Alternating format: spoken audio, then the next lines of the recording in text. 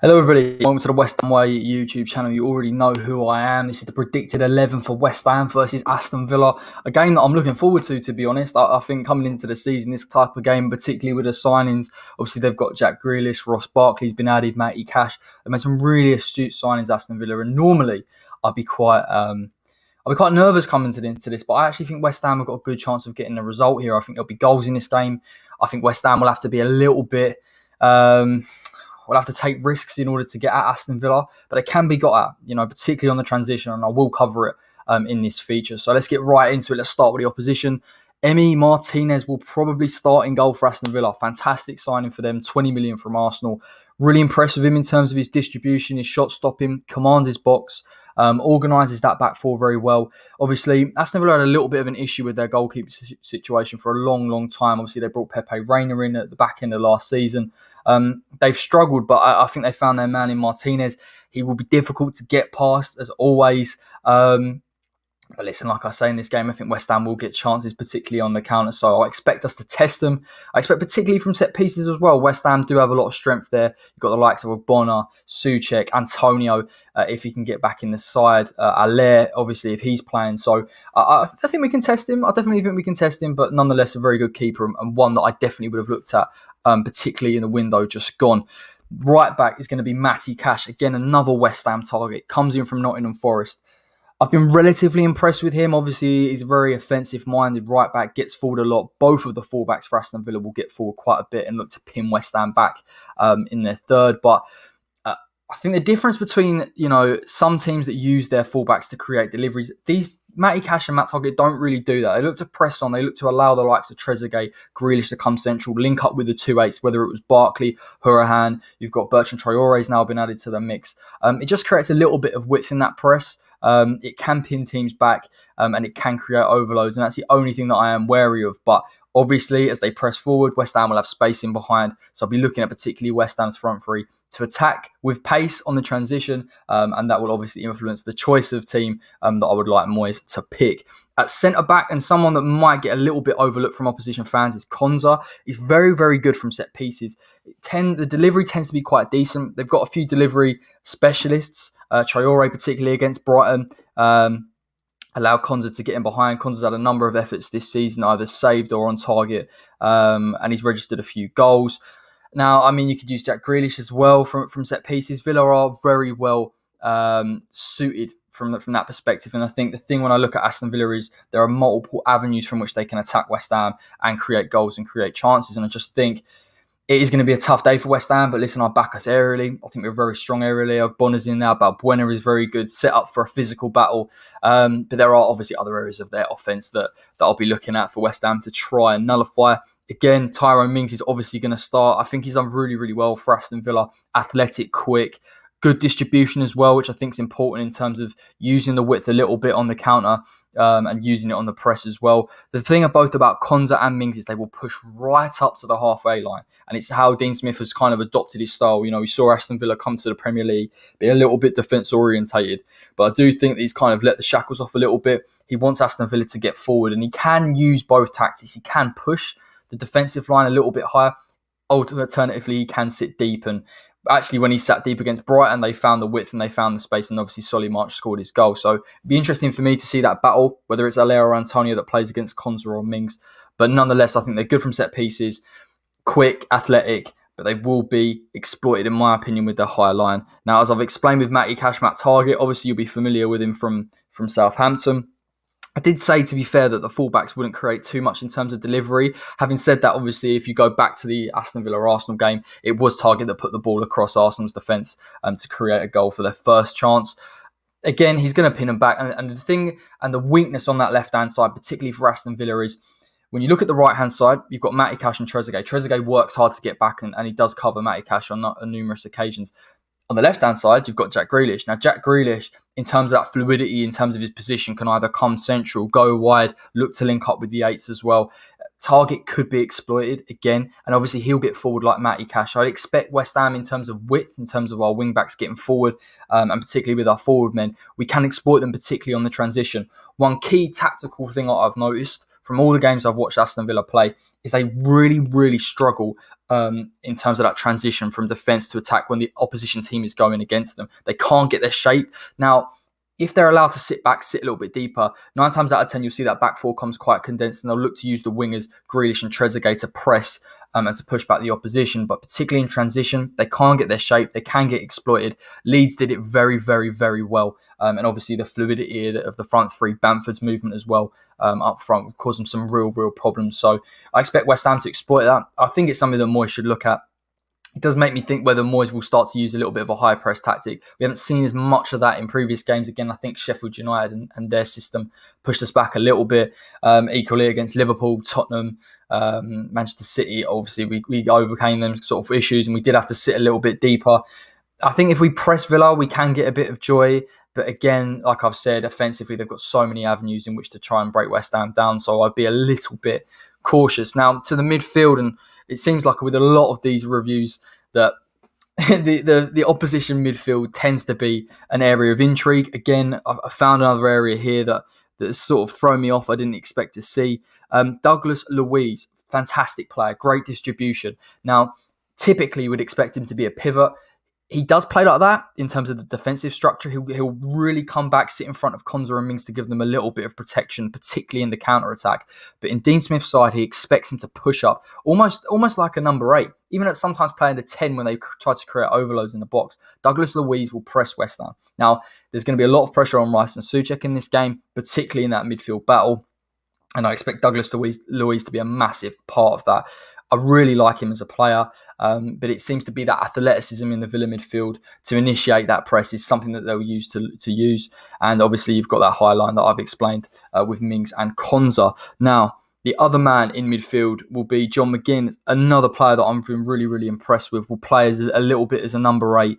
But I think the interesting thing about this Villa side is when they press, the natural positions that they'd occupy on the pitch don't apply. You've got McGinn becomes almost like a second 10. Traore in this system will become a second 10 as well. They really push West Ham, and I think at times we'll find ourselves a little bit under the caution. Villa have proven that they can implement a counter-attacking style with their front three, but I think Dean Smith prefers pressing the whole team, pushing up his midfielders, putting pressure, and looking to unlock that defence, particularly with the likes of Jack Grealish coming in central. Again, Villa will miss Barkley in this game. There's absolutely no doubt about it. He's a key part of that. But obviously, Traore offers something a little bit different. Shots from outside the box, good delivery. It's going to be a real tough game for West Ham. We're going to have to be really defensive-minded. We're going to have to be disciplined. It won't be a game for Rice and Souček to transition and push up with our attack. So it is going to put a lot of pressure on our front three to really be clinical with the chances we create. Now, the other man in here, as I've kind of already touched on, and I've only put him as a centre midfielder, is Traore. Massively confused me when I was trying to do my homework on this game. I think I've seen him as a forward man for Lyon, but I just thought, particularly against Brighton, he was playing in that kind of advanced midfield role, maybe a little bit like a 10. And he likes to press them up, put pressure. Now, like I've already said, what we've seen with West Ham, Souček loves a late run and he loves getting forward to support the attack. I think it's going to be really tough for him in this game to do that. And I wouldn't expect Moyes to ask his centre midfielders to push high. I expect them to sit a little bit deeper and potentially utilise our wing-backs to create width and transition. It is unfortunate. I think West Ham, as you saw against Sheffield United, I know we didn't create too much, but I think Aller, and what we'll talk about Aller, is thriving a little bit more in this system when he's coming deep. He's beginning to adapt. But West Ham as a team have to push up in order to create chances. And I just feel that Villa's press is going to make that really, really difficult for us. It is something that's interesting, but obviously I'll cover the West Ham side, so we'll get into that later. This man on the left needs no introduction, Jack Grealish, a phenomenal football player. I've obviously really, really impressed with him when he's come up. He's got fantastic dribbling ability. He'll draw the foul. I think something that's underrated in his play is his pace and his ability to get in behind. We kind of associate him with a little bit of a 10, and I know he comes off that left-hand side, likes to get in beyond, loves to beat a player. Can also do the other side of it where he can unlock a defence and play a 1-2. And obviously, I think Dean Smith's got it bang on. He has built a team around his front men and he's starting to push on the likes of McGinn to work with him. Barkley in this system as well really thrives. And the other element of Jack Grealish's play is that he's given that freedom to join either wing and join attack and create overloads. And that's how they create most of their chances. We know Grealish is one of the highest for chance creation in the league. I think the issue with West Ham, particularly down our right side, And it isn't a knock on Soufal, but I think Balbuena is a little bit aggressive in terms of trying to win that foul. The pressure that Villa can put on that left, if they push target up, you've got the likes of Traore maybe coming into that 10 role, Ollie Watkins. It's going to be really, really hard on West Ham. Obviously, there is that chance for West Ham to break and create chances, but just in terms of being disciplined enough to deal with the likes of Grealish, particularly for long periods, if Villa press us back and we can't tend to get out of our own half, you see someone like Balbuena get a little bit impatient and try and win the ball. So again, that's something that we really, really need to watch out for. The front man, the man that I thought West Ham should have definitely have signed, well, that's definitely not him. That's Trezeguet. Let's touch Trezeguet first. I mean, Trezeguet, I think, is a little bit of an underrated player in this system, if I'm honest. I think he's got good defensive work rate, which I think supports Matty Cash, particularly as Matty Cash loves to get forward. I think central, he looks to get on the end of things. He forms that front three. He'll come into the box, no doubt. I think when Villa get into that real final third and they look for the delivery, Grealish, Watkins, Trezeguet will all come central, try and create overloads and put pressure on West Ham. Like I've said, West Ham typically can deal well in terms of putting on a little bit of a low block. But there's no doubt that we can't afford any mistakes in this game because Trezeguet will press up. And you've seen from the Brighton game where he didn't get that penalty that you thought you should have had. Bit of a Salah moment, a Salah throwback, but certainly he'll be in there. You can't write him off. Good shot on him as well. He is a threat, of course he is. So keep an eye out for him. But I think this man potentially is their biggest threat, Ollie Watkins. Really, really clever recruitment bringing this man in. And he would have been perfect for the West Ham system. Now, he can do a lot. He can link up play very, very nicely. I think he's given both Grealish and Barkley something to work with, a man to get in behind. And I think West Ham would thrive from a player like this. Watkins loves to get in behind. He's mobile enough to do it. Equally, he can come deep, collect the ball. He can come to either wing and stretch play. I think West Ham are well suited in some aspects when we revert to a little bit of a 5-4-1. I think it'll be hard for Watkins, but I do say that particularly down that left-hand side that he tends to veer towards, he can get the better of Balbuena. And Balbuena is going to have to be patient in that battle. He's going to have to trust the two pivots in front of him and Rice and Souček to deal with Ollie Watkins. And again, like I've said, it puts a lot of pressure on our midfield to not only support the defence behind them, but also look out for those 2-8s in Traore and McGinn pushing forward as well. And Douglas Luiz as well with a late run in the box. It's really, really tough for West Ham in this game. I can't lie. I think Villa have recruited incredibly well. I think Dean Smith's got a system and the players that he needs to score goals. I think that's why people look at Villa as an attractive side. But one thing we can't get away from is Villa can concede goals. And teams that tend to drop a little bit too deep, like Arsenal against Aston Villa, that struggle with mobility, Villa excel against. The teams that Villa struggle against are the teams like Brighton, expansive, break with pace, create width. West Ham have got it in that system, in that 3-4-3 to do that. But we have to be brave enough to do that. That's why I say possibly we concede some goals in this game. But I think we're going to have to do that in order to create chances and score goals. And depending on that outlet, depending on whether Antonio plays or not, we're going to have to really... We're just going to have to throw a little bit of caution to the wind. Obviously not early doors, but certainly towards the end of the game. I think if West Ham want to get all 3 points from this, we're going to have to be brave. Let's get into the West Ham team. I'm looking forward to talking about this. There's a few names that I believe should be starting. Obviously, I'm not too sure with David Moyes. Loves the same starting 11, but no doubt. Fabianski in goal. Listen, I've been super impressed with him. Again, against Sheffield United, pulled off some really, really good saves. He tends to get a little bit of a man of the match mention from the likes of Dennis. I have to agree, he's been one of the most consistent performers this season. I was slightly critical, probably a little bit over the top, but maybe a bit cautious coming into this season. There was a few mistakes that crept into his play towards the back end of last season in a few games, and I thought maybe Fabianski is going to tail off. But actually, do you know what? I think he's still a fantastic shot stopper. He does command that box. He saved that penalty from Lookman, albeit a terrible penalty. I'm really happy to see him, regain a little bit of form here. Not that he's really lost it, but certainly he's looking the old Fabianski when he first came in West Ham. So yeah, obviously really excited to see him play. Probably will save us a few times in this game if Villa can get him behind. Left hand side, Arthur Masuaku. I think in this game in particular down that right, they'll push up. I think it could be a bit tricky for Arthur Masuaku in this game. I think we've seen variations on the wing-back system. Second half against Spurs, we pushed them really high and we started to create a lot of chances. Against Sheffield United, I think we had to start quite tentatively. Again, they were playing that switch ball. It is difficult when they get in behind, and West Ham put a little bit too high of a press on. But I kind of look at Arthur and I think in this game. He could be pegged back a little bit, but we're going to need him to get forward to create chances if Allaire starts, because that transition is so crucial. And Arthur has got both the pace, the directness, the delivery above all, that is going to get West Ham a chance in that final third against Villa. And trust me when I say this, if West Ham can beat that press, be resolute, be disciplined, and get past particularly the likes of Cash and Trezeguet on that right-hand side, Arthur will find a lot of space to run into. And I would back West Ham particularly to get a few chances off and possibly to get a few goals. In the centre of defence, needless to say, Aaron Cresswell down that left-hand side, been phenomenal this season. Again, I thought he was really impressive against Sheffield United. Been really, really surprised. I mean, that's the only way to put it with Aaron Cresswell. The chances created.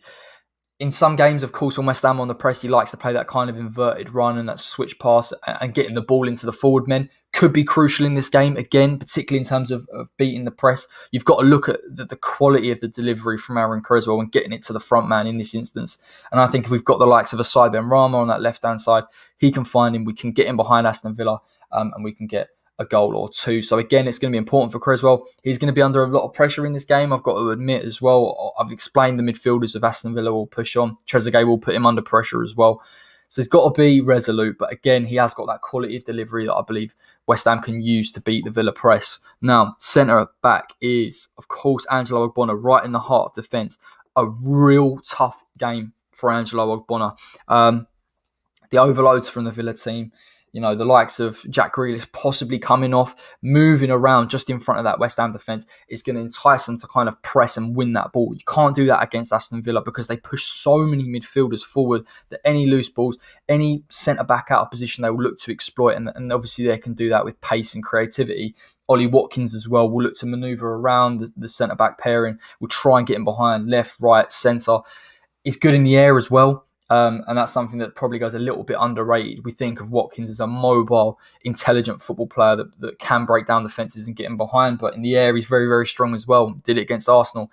And I think West Ham, in terms of, I'm not sure how we're going to set up, whether Moyes wants to press. Like I've said, we've got to be a little bit, we've got to be ambitious. We really, really do. But ultimately, I think if West Ham push too high, space can be exploited in behind. I think if a good delivery comes into Watkins, invariably he'll get it on target. So I think it's important for Ogbonna, both in the air, which I would back him in, but equally in terms of keeping that defence discipline. I think he can do it, but he will be under a lot of pressure. So again, like I said against Sheffield United, patience is key. This man will be a game changer, and I think reasons that people may not realise, and I will go into detail a little bit later, but Fabian Balbuena now, he'll come up against that left-hand side. On that left-hand side is Jack Grealish. Tendency for Watkins to come out on that left-hand side. You'll have the likes of Traore possibly coming out where he's favoured on his natural left foot. He's going to have men that are just going to be in front of him, enticing him, trying to draw him out in order to create spaces in behind. He'll have the striker in Watkins trying to get him behind. Typically, Balbuena struggles with strikers and midfielders that are very mobile. Phil Foden against Manchester City. He also got exploited a few times with Raheem Sterling in on goal. Liverpool, Jota, Tottenham, Heung-min Son. There's multiple chances. McBurney against Sheffield United. I really like Balbuena. I think he's a solid defender. He's good in the air. But when he gets into those positions where he's got a pacey forward or a forward at least with decent movement in behind, he does tend to get picked off. And I would worry, particularly with Aston Villa, with the quality they've got on that left-hand side, that they'll look at Balbuena and try and exploit him. So again, we need him to be disciplined in this game. It's so crucial for him. In terms of the air, I'd back him. I think he's very good. I think his distribution actually is a little bit underrated. I think that was something when he came in under Manuel Pellegrini, is why he was brought in, because he was good at bringing the ball into midfield, possibly looking at that from the counter onto Aston Villa, whether we can get that ball into the forward men very, very quickly. I think Balbuena's got enough quality in order to do that. Soufal was right wing back. Again, he's going to be under a lot of pressure, particularly with the likes of Target and Grealish pushing up. I actually think, obviously, defensively, he's got to look after Balbuena in terms of dealing with that mobility in behind. You won't necessarily get that with Target. You'll get that more with Grealish and the forward man in Watkins. But I think going forward and exploiting the space, Soufal is going to be crucial. He's shown that he can get forward on multiple occasions. He's got decent delivery. And I think when West Ham counter, we need to push both Masuaku and Soufal up. We have to push them up in order to create chances for the forward three, particularly with Allaire in the system. Because even though against Sheffield United, he showed a little bit of adaptability, coming to pick the ball up a little bit deeper, transitioning it onto either Fornals or Jared Bowen. But I think we're going to need him higher up the pitch in this game. And I'm not convinced Allaire can carry the ball that far at that rate of pace in order for us to have a clear-cut chance. So you're looking at both those wing-backs in order to do that job. Soufal, I think, has been a fantastic signing. Very, very astute. Defensively, very, very cute. A massive improvement for me on Fredericks, not just in terms of his technical quality, but I think in terms of his consistency as well. Really, really happy with that. And again, I think it's another big game for him. And I think it's a game I'd like to see him offensively create a few chances for West Ham. Onto the double pivot as what it probably will be. Declan Rice, phenomenal, absolutely phenomenal against Sheffield United. Composure, distribution, pressing, sitting a bit deeper, tackling. This guy is becoming more and more composed and well-rounded in every game that he plays for West Ham. A captain above all as well. I could talk superlatives with Declan Rice, but I'll keep it specifically the technical aspect. This game is going to be seriously under the cosh, really under the cosh. And I think he's going to have to protect the defence. I think West Ham defensively have been very solid this season, but I think you can owe a lot of that to Declan Rice and Tommy Soucek when they're sitting a little bit deeper. He's going to have to protect Balbuena, in my opinion. I'll be looking at him to protect Balbuena if Soufal and the wing-backs push up. He's going to have to be wary of that. And I'd like Declan to do the central defensive midfielder role in this game. He's proven he can play a little bit box to box. His distribution, his movement into midfield is getting him better and better every single game. But I just think he needs to look at his wing-backs here that can carry the ball a bit further. I don't think West Ham as a team will press. I think he's shown that he can press with the side, but I'm going to need him to sit a little bit deeper in this game. And I think just to nullify the threat of Grealish, the 2-8s pushing on, Watkins as well is going to be really, really tricky. Specifically, if he tries to pull into that 10 role, which he can do as well, that's going to be really frustrating. So again, Declan, he's got to be disciplined in this game. You back him all day long. I think it's his bread and butter in defensive midfield. And he obviously come out this week and said that he sees himself as a defensive midfielder. So I expect him to do that role. Tommy Soucek.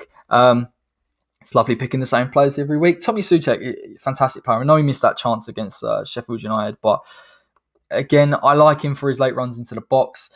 His energy as well in midfield. I think in this game, we're going to have to look at him to be a little bit more disciplined. I think he's very, very good at making late runs, but in terms of transition from defence to attack, he's not a natural ball carrier. I think we have players in the side that can do that role. I want him to be defensively minded in this game for the same reason as Declan Rice. And I think if they can sit a little bit deeper and allow the wing-backs to push on Villa, particularly in the counter, I think West Ham can have a lot of joy. And I think we can start to create chances and get in behind and break their defensive structure. So I'd like to see them employed both in the defensive role in this game. But of course, that puts emphasis on the forward men and the wide men to create chances and get beyond Aston Villa. Now, the question every single week at the moment is, who are the forward three men? And to be honest, a few of them have had a few bits of criticism, actually. You've got Jared Bowen last week for not really squaring it to Allaire, possibly at fault. I like Jared Bowen as a player. I think he offers work rate, and I think that's why he gets a bit of a reprieve. Fornals, again, I like as a player for his work rate, but again, he doesn't have that natural pace that Bowen has. And in this type of game, West Ham need pace. We really do. And I think pace is what's going to kill Aston Villa here. The counter-attack, particularly on the high press. So, again, and I've said this now for 2 predicted 11s, Sai Benrahma has to start. Please, David Moyes, play him on the left-hand side. The reasons are, again, he can beat a man. Yeah, he can beat a man. He's got good delivery. He's creative. I trust him more to carry that ball than I do the likes of maybe a Sebastian Allaire, a Pablo Fornals. And I think we haven't seen a forward line with Jared Bowen and Sai Benrahma. And I think with natural pace on the left and the right, it's going to make Allaire's job a lot easier. We're not going to see him coming into deep areas and having to run with the ball or even looking to distribute it. I think if we've got natural ball carriers there, Allaire's job becomes a lot more simplified. We're seeing him in the final third, and like we saw last week, listen, his finishing ability is top draw. So again, Sai Benrahma for me has to start. I think if Villa adopt a defensive shape, I don't think West Ham will put a high press on them. Because otherwise it could just be a high-scoring game. And obviously David Moyes is a little bit risk-averse, but Douglas Luiz can play just in front of that back four, make it difficult for Benrahma. That's why I say bring the wing-backs up, because with a flat back four, wing-backs cause real issues. You could actually probably pin back Aston Villa in fairness if you push Soufal and Masuaku up with Target and Cash being held back and having Trezeguet and Grealish coming back as well for the defensive duties. So again, Benrahma for me, no-brainer, has to start. I like Fornals. It isn't the game for defensive work rate.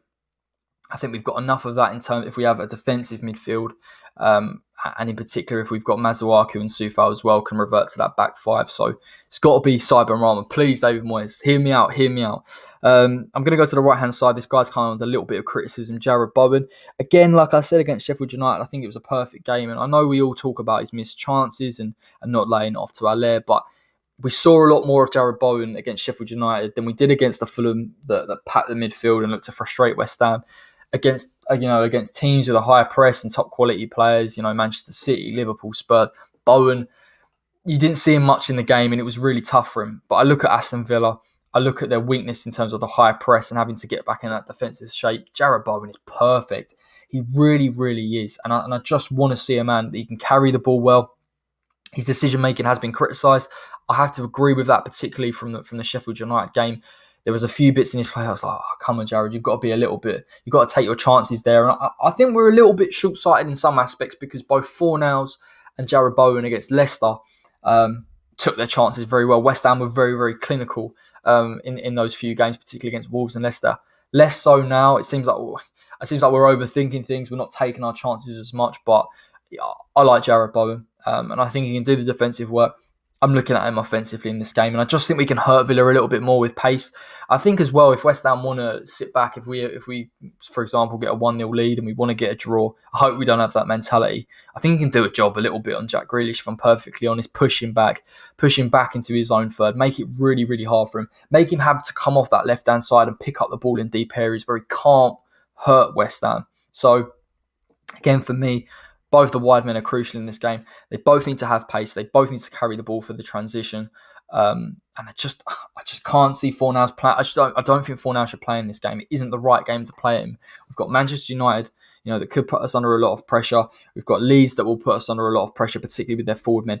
I can fully advocate the idea of having Fornals on the left-hand side for those games. I just think against Aston Villa, it's against systems and what system beats what. And Sai Benrahma, for me, works in this system. Now, the forward man, it's a toss-up, isn't it? It really is a toss-up between this man, Sebastian Haller, got his goal against Sheffield United, was really happy for him. Great, great finish and a much improved performance from what we've seen. And this man, Mikel Antonio. Now, if I'm doing an 11 that I think will happen, I think Haller will start purely because I'm not sure Antonio is fully match fit. If I'm putting an 11 out that I would like to see, I think Antonio's a no-brainer. And listen, it's not a criticism of Haller. I think it's been incredibly impressive, the improvement in his performances. And I know people might think it's a little bit hyperbolic to say, he's gone from here to there. I don't believe that, but I'm seeing signs in him in terms of he's adapting to the system a little bit better. His work rate in terms of coming and collecting the ball is improving.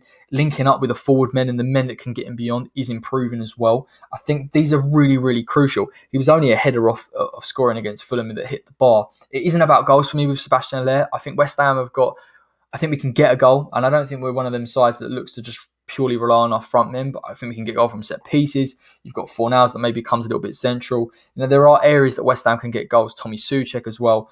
But I think Haller, what has impressed me with him is, particularly in the Sheffield United game, is showing a bit of an awareness of the players around him. You look at the knock-on for Soucek. We're going to need that. We're going to need that throughout the season. So it is a positive sign. But if you're asking me who needs to start against Aston Villa, Mikel Antonio. And I just think the one thing that Haller doesn't do that Antonio does do is take the pressure off. And I thought the last 20 minutes against Sheffield United, he was a bit gassed out. He wasn't holding the ball up as much as I'd like, and I don't think he does that well enough. I think he did it a little bit better against Sheffield United, but I think we're going to need more from him in games that were under the cosh. And I think we'll be under the cosh against Aston Villa. Equally, we need a player that can play just on the shoulder of that defence, of that high press, and get him behind. And you're backing Mikel Antonio all day long to do that. And I just think with a pacey, and I don't want to make it too simple, but a pacey front line that can get in behind, that can counter very, very quickly, will have a lot of joy against Aston Villa. Equally, we're going to have to be defensively robust enough to be aware of how many players they push forward, the overloads, the mobility in behind. It's going to be a tough game. 100% it's going to be a tough game against Aston Villa. I'm expecting both teams to go for it a little bit at times. Like I've said, I think the system's in place for Moyes to sit back and hit on the counter. I think if Villa don't put as high a press as possibly they might not do against West Ham, if we can pin them back, you're looking at your wing backs. You're going to have to bring Sufal and Arthur Masuaku into play to break apart that back four of Aston Villa. But I think at times it will be, you go at us and we'll go at you type game. And I think if you're asking me for a score prediction for this game, I'm going to go 2-2. And I've kind of sort of to and fro with this result. My head goes, God, come West Ham. But sometimes I think Villa have got enough to hurt West Ham. And I don't like to say that because I think defensively we've been great this season. There's too many avenues for Aston Villa to not score at least one goal against West Ham. Set pieces, albeit we're very good at defending them, I think they could do us from there. I think the mobility in behind is an issue. I think the kind of the role of the striker, Grealish, maybe sort of you've got the likes of McGinn trying to draw West Ham out of position as well. Hurahan as well is quite a decent creative player. It's going to be tough for us, and it's going to put so much pressure on our defensive line that I can see West Ham conceding. Equally, that being said, I think West Ham are probably the most prime team to hurt Aston Villa, to really, really cause them some serious issues on the counter, purely because I believe, when you look against Aston Villa, Liverpool is the prime example. Liverpool their high line, Villa their high line, and I think Villa just knew how to play on the shoulder. But I think West Ham could soak up a lot of pressure. We've shown it on numerous occasions this season. Manchester City is a perfect example of that, and hit them on the counter. And I think that kind of blend means that yes, we could concede just due to pressure, but I think we'll get goals in this game. And I'm going to go 2-1. I'm going to go a draw. I think a draw against Villa is not a bad result, if I'm honest. Me looking at the Manchester United Leeds game, I think we've got a better chance of beating both of them, if I'm perfectly honest, just because of the system and the way they'll line up. But I'll leave it till then. Thanks so much for joining me. I know it's a long video, but I do enjoy doing these. Make sure you like and subscribe to the West Ham Way YouTube channel. I will be putting out Game Changers very, very shortly. This will be in sort of tandem with this one. So make sure you look out for that. Obviously, we're going to have the Fans' Voice on Saturday live at 11 o'clock. You can also catch me on All Leeds TV for the Premier League preview tomorrow night at 8 o'clock. And then, of course, the watch along on Monday, which I'm buzzing for. Monday Night Football. Fingers crossed. Fingers crossed. Do you know what? I'd love West Ham to shot me and go and get the 3 points. So listen, everyone, take care, and I'll see you very, very shortly.